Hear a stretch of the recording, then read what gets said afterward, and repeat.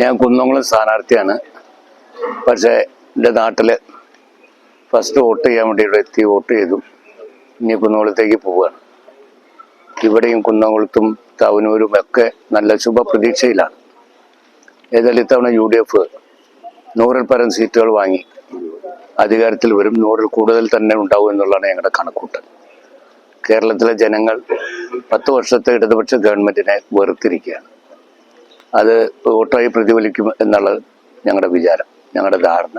അത് ഉറപ്പായിട്ട് അങ്ങനെ തന്നെ സംഭവിക്കും.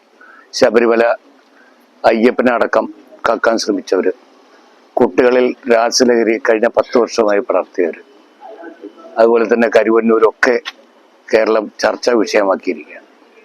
അതുകൊണ്ട് കേരളത്തിലെ ജനങ്ങൾ ഇന്ന് വോട്ട് UDF-ന് അനുകൂലമായിട്ടായിരിക്കും എന്നുള്ളതാണ് ഞങ്ങൾക്ക് മനസ്സിലാക്കാൻ സാധിച്ചത്. അതുകൊണ്ട് UDF-നെ സഹായിച്ച എല്ലാവർക്കും നന്ദി രേഖപ്പെടുത്തും.